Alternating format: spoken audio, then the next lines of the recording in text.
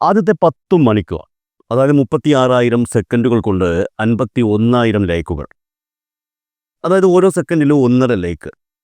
ഇതൊക്കെ ചിലരുടെ നെഞ്ചാണ് തകർക്കുന്നത്. ഇക്കഴിഞ്ഞ ദിവസം സമൂഹ മാധ്യമങ്ങളിൽ വന്ന ഒരു പോസ്റ്റാണിത്. ഞാനത് കണ്ടത് ഫേസ്ബുക്കിൽ നിന്നാണ്. മറ്റ് പ്ലാറ്റ്ഫോമുകളിലും ഈ പോസ്റ്റ് പ്രചരിച്ചിരുന്നു എന്ന് പറയുന്നു. ഫേസ്ബുക്കിൽ മാത്രം ശ്രദ്ധാലു ആയതുകൊണ്ടായിരിക്കും മറ്റൊന്നും എൻ്റെ കണ്ണിൽ കണ്ടില്ല. ഫേസ്ബുക്കിൽ ഞാൻ ഈ പോസ്റ്റ് കണ്ടത് UDF ചിറക്കടവ് എന്ന പേജിലാണ്. ഇത്രയും പറഞ്ഞു വന്നപ്പോൾ തന്നെ സംഭവം എന്താണെന്ന് മിക്കവാറുമുള്ള എല്ലാവർക്കും എന്തായാലും മനസ്സിലായി കാണും. ഇക്കഴിഞ്ഞ തിരുവോണത്തിൻ്റെ തലേ ദിവസം, അതായത് ഉത്തരാട ദിവസം, നിലവിൽ സ്ത്രീ വിഷയവുമായി ബന്ധപ്പെട്ട് സമൂഹത്തിൽ അപഹാസ്യനായി നിൽക്കുന്ന MLAയും മുൻ യൂത്ത് കോൺഗ്രസ് സംസ്ഥാന അധ്യക്ഷനുമായ രാഹുൽ മാങ്കൂട്ടം ഒരു പോസ്റ്റ് ഇട്ടിരുന്നു. ഓണാശംസകൾ അറിയിച്ചുകൊണ്ടുള്ള പോസ്റ്റ്. ആ പോസ്റ്റിന് നിമിഷ നേരങ്ങൾക്കുള്ളിൽ ലൈക്കുകൾ കുമിഞ്ഞുകൂടി. അതിൽ വലിയ ഒരളവ് ലവ് റിയാക്ഷൻസ് ആയിരുന്നു. രാഹുൽ മാങ്കൂട്ടം ഫാൻസായ കോൺഗ്രസ് പ്രവർത്തകർ ഈ പോസ്റ്റിന് ലഭിച്ച സ്വീകാര്യത സമൂഹ മാധ്യമങ്ങളിലൂടെ പ്രചരിപ്പിച്ചതാണ് ഈ വീഡിയോയുടെ തുടക്കത്തിൽ ഞാൻ പറഞ്ഞത്. രാഹുൽ മാങ്കൂട്ടത്തിൻ്റെ പോസ്റ്റിന് 10 മണിക്കൂറിൽ, അതായത് 36,000 സെക്കൻഡുകൾ കൊണ്ട് 51,000 ലൈക്കുകൾ ലഭിച്ചു എന്നാണ് ഈ പോസ്റ്റിൽ പറയുന്നത്. എന്നിട്ട് അതിനെക്കുറിച്ച് വിവരിക്കുകയും ചെയ്യുന്നുണ്ട്. ഈ ആദ്യത്തെ 10 മണിക്കൂർ എന്നൊക്കെ പറയുമ്പോൾ സാധാരണക്കാർ ചിലപ്പോൾ അത്രയൊക്കെ സമയമെടുത്തോ എന്നൊക്കെ ചോദിച്ചേക്കും. അതുകൊണ്ട് അതിനെ കുറച്ചുകൂടി എക്സ്പാൻഡ് ചെയ്യുകയും ചെയ്യുന്നുണ്ട് ആ പോസ്റ്റിൽ. അതായത് ഓരോ സെക്കൻഡിലും ശരാശരി 1.5 ലൈക്ക് വെച്ച് ലഭിച്ചു എന്നാണ് ഈ പോസ്റ്റിൽ പറയുന്നത്. ഈ പോസ്റ്റുമായി ബന്ധപ്പെടുത്തി നോക്കുമ്പോൾ ഈ പറഞ്ഞ കാര്യങ്ങളൊക്കെ സത്യം തന്നെയാണ്. അങ്ങനെ തന്നെയാണ് ആ കണക്കുകൾ കാണിക്കുന്നത്. സ്വാഭാവികമായും ഈ ഒരു സംഭവം മാത്രം മതി നിലവിൽ തകർന്നു തരിപ്പണമായി കിടക്കുന്ന സ്വന്തം പാർട്ടിയുടെ അവസ്ഥ കണ്ട് വിഷമിച്ചിരിക്കുന്ന ഒരു കോൺഗ്രസ് പ്രവർത്തകനെ ഒന്ന് ഉണർത്താൻ. സ്ത്രീ സംബന്ധമായ വിഷയത്തിൽ ഇത്രത്തോളം അപവാദങ്ങൾ കേട്ടിട്ടും വാട്സപ്പ് ചാറ്റുകളും അതുപോലെ ഫോണിൽ സംസാരിക്കുന്ന ഓഡിയോകളും ആവശ്യം പോലെ പുറത്തു വന്നിട്ടും രാഹുൽ മാങ്കൂട്ടം എന്ന കോൺഗ്രസ് നേതാവിന് ഇപ്പോഴും ഇത്രത്തോളം ആരാധകരുണ്ട് എന്ന് വ്യക്തമാകുന്നത് ഏതൊരു കോൺഗ്രസ് പ്രവർത്തകനെ സംബന്ധിച്ചും ആശ്വാസമുള്ള ഒരു വാർത്ത തന്നെയാണ്. അതായത് ഇത്രയൊക്കെ ആരോപണങ്ങൾ ഉണ്ടായിട്ടും ഇപ്പോഴും സമൂഹ മാധ്യമങ്ങളിൽ രാഹുൽ മാങ്കൂട്ടം എന്ന വ്യക്തി താരമായി നിൽക്കുകയാണ് എന്നാണ് ഈ ലഭിച്ച ലൈക്കുകൾ പറഞ്ഞു വയ്ക്കുന്നത്. അത്രയൊക്കെ മാത്രമേ ഉള്ളൂ മലയാളികളുടെ പ്രബുദ്ധത എന്ന ചോദ്യം സാധാരണ രീതിയിൽ ഈ സാഹചര്യത്തിൽ ഉയരും. എന്നാൽ മലയാളികളെ അങ്ങനെ അണ്ടർ എസ്റ്റിമേറ്റ് ചെയ്യാൻ കഴിയില്ല എന്നുള്ളതാണ് പല കാര്യങ്ങളും നമുക്ക് തെളിയിച്ചു തന്നത്. സാധാരണ 5 വർഷത്തിലൊരിക്കൽ നടക്കുന്ന തിരഞ്ഞെടുപ്പുകളിൽ പോലും കൃത്യമായിട്ടുള്ള തിരഞ്ഞെടുക്കൽ തന്നെയാണ് മലയാളികൾ നടത്തുന്നത്. അത്തരത്തിലുള്ള മലയാളികൾ രാഹുൽ മാങ്കൂട്ടത്തിന് ഇത്രത്തോളം ലൈക്കുകളും കമൻറ്റുകളും വാരിക്കോരി നൽകുമ്പോൾ മാങ്കൂട്ടത്തിനെതിരെ ഉയർന്ന ആരോപണങ്ങൾ ജനങ്ങളെ ഒരു തരത്തിലും സ്വാധീനിച്ചിട്ടില്ല എന്നല്ലേ വ്യക്തമാകുന്നത്.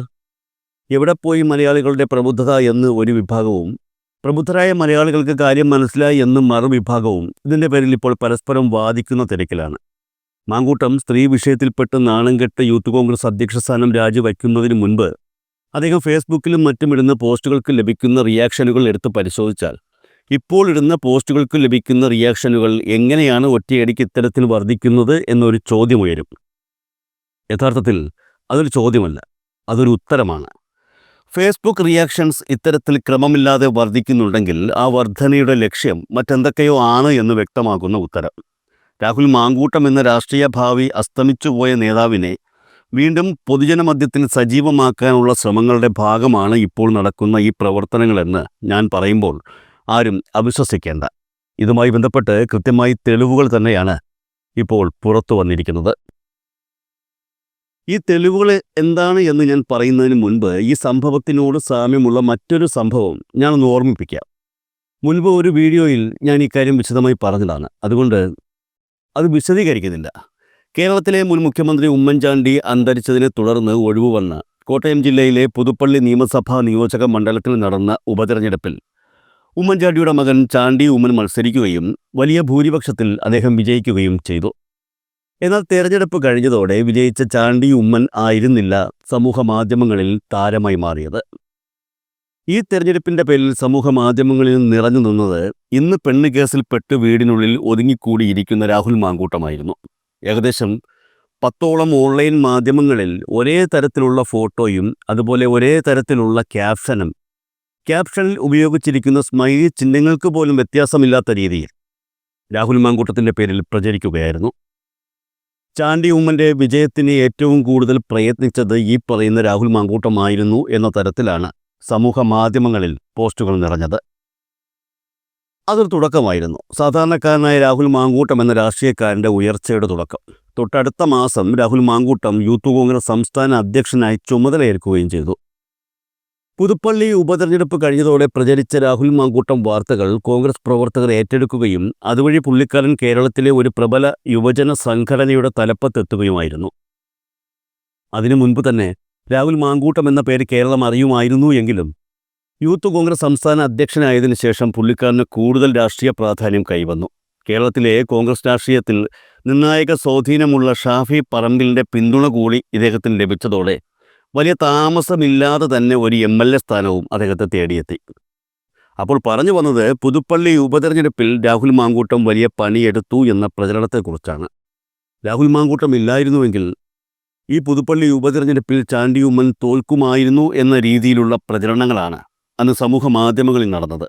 രാഹുൽ മാങ്കൂട്ടം എന്ന രാഷ്ട്രീയക്കാരനെ ജനിപ്പിച്ച ആ ഒരു പ്രചരണം അതേ രീതിയിൽ ഇപ്പോൾ ഇതാ പുള്ളിക്കാരനൊരു രണ്ടാം ജന്മം നൽകുവാൻ ആവർത്തിക്കുകയാണ്. തിരിച്ചുവരവിൻ്റെ പാതയിൽ രാഹുൽ മാങ്കൂട്ടം. ഉത്രാട ദിവസം വൈകുന്നേരം രാഹുൽ മാങ്കൂട്ടത്തിൻ്റെ ഒരു ഓണാശംസ പോസ്റ്റ് സമൂഹ മാധ്യമങ്ങളിൽ പ്രത്യക്ഷപ്പെട്ടതിന് പിന്നാലെ പിറ്റേ ദിവസം മുതൽ ഈ പറഞ്ഞ സമൂഹ മാധ്യമങ്ങളിൽ സജീവമായി നിൽക്കുന്ന ചില ഓൺലൈൻ മീഡിയകളിൽ കണ്ട വാർത്തയാണിത്. ഏതെങ്കിലും ഒരു ഓൺലൈൻ മീഡിയയിലല്ല ഞാനിത് കണ്ടത്. ഏകദേശം 5ഓളം ഓൺലൈൻ മീഡിയകളിൽ ഒരേ ക്യാപ്ഷനും ഒരേ വിശദീകരണവും വച്ച് ഈ വാർത്ത കാണാൻ കഴിഞ്ഞു. വയനാട് ഉരുൾപൊട്ടൽ ദുരന്തം നടന്നതിൻ്റെ പിറ്റേ ദിവസം ഇറങ്ങിയ മലയാള പത്രങ്ങൾ ഓർമ്മയില്ലേ? ഒരേ ഹെഡിങ് വച്ചുകൊണ്ട് അന്ന് ദിനപത്രങ്ങൾ ജനങ്ങളുടെ കയ്യിലെത്തി. ഉള്ളുപൊട്ടി എന്നായിരുന്നു എല്ലാ പത്രങ്ങളിലും വന്ന തലക്കെട്ട്. കേരളത്തിൽ സംഭവിച്ച ഏറ്റവും വലിയ ഉരുൾപൊട്ടൽ ദുരന്തത്തിന് അതിൻ്റേതായ പ്രാധാന്യത്തോടെ നൽകിയ തലക്കെട്ട്.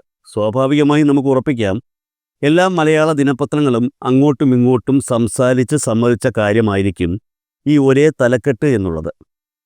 അല്ലാതെ മനോരമ ഇട്ട തലക്കെട്ട് മാതൃഭൂമി അറിഞ്ഞില്ല, എന്നാൽ മാതൃഭൂമി തലക്കെട്ട് നൽകിയപ്പോൾ മനോരമയുടേത് പോലെയായി മറ്റു മാധ്യമങ്ങളും അതേ തലക്കെട്ട് തന്നെ അറിയാതെ ഉപയോഗിച്ചു എന്നൊന്നും ആയിരിക്കില്ല എന്ന കാര്യം നമുക്കറിയാം. എല്ലാ മാധ്യമങ്ങളിലെയും ഡെസ്ക് ചീഫുമാർ ഒരുമിച്ചെടുത്ത ഒരു തീരുമാനമായിരിക്കും അന്നത്തെ ഒരേ തലക്കെട്ട്. രാഹുൽ മാങ്കൂട്ടത്തിൻ്റെ പോസ്റ്റിനെക്കുറിച്ച് ഓൺലൈൻ മീഡിയകളിൽ വന്ന ഈ വാർത്തകൾക്കും ഒരേ തലക്കെട്ടും ഒരേ ഡിസ്ക്രിപ്ഷനും തന്നെയാണ്. അപ്പോൾ ഇതും ഒരുമിച്ച് ആലോചിച്ചെടുത്ത തീരുമാനമായിരിക്കുമെന്ന് നമുക്ക് ഉറപ്പിക്കാമല്ലേ? സംശയിക്കേണ്ട കാര്യമില്ല. അല്ലാതെ ഒരു ഓൺലൈൻ മാധ്യമം അടിച്ച വാർത്തയുടെ തലക്കെട്ടും ന്യൂസും അതേപോലെ മറ്റൊരു മാധ്യമത്തിൽ വരാൻ സാധ്യതയില്ല. അല്ലെങ്കിൽ അത് കോപ്പി പേസ്റ്റ് ആയിരിക്കണം.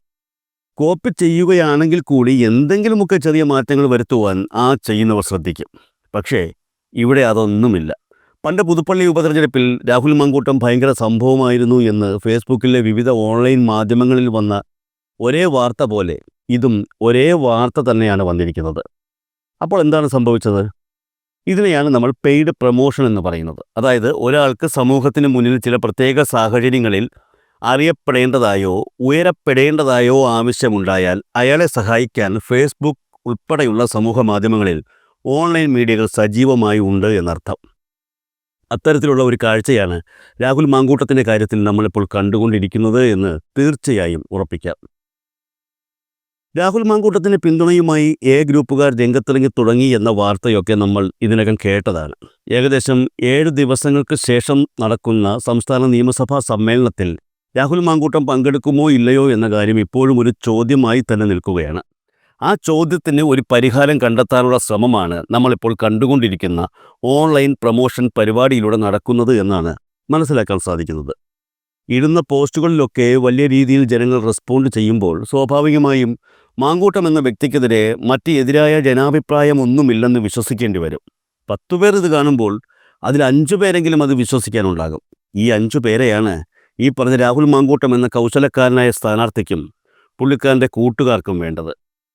ഉറപ്പായും തദ്ദേശ സ്വയംഭരണ തെരഞ്ഞെടുപ്പ് അടുക്കുന്നതോടുകൂടി രാഹുൽ മാങ്കൂട്ടം വീണ്ടും രാഷ്ട്രീയ രംഗത്ത് സജീവമാവുകയും പറ്റുമെങ്കിൽ മുൻപുണ്ടായിരുന്നതിനേക്കാൾ കൂടുതൽ ആരാധകരെ സൃഷ്ടിക്കുകയും ചെയ്യും. അങ്ങനെ വന്നാൽ അത് മറ്റുള്ള യൂത്ത് കോൺഗ്രസ്സുകാർക്ക് കൂടി ഒരു പ്രചോദനമായി മാറും. രാഹുൽ മാങ്കൂട്ടത്തിൻ്റെ വഴിയെ നടക്കാനുള്ള പ്രചോദനം. റീൽസ് ഇടാനും ലൈക്കുകൾ വാങ്ങാനും ഇത്തരത്തിൽ പീഡന ആരോപണങ്ങൾ കേൾക്കാനും ഇനിയും ആ പാർട്ടിയിൽ രാഹുൽ മാങ്കൂട്ടങ്ങൾ ഉണ്ടാകുമെന്ന് അർത്ഥം.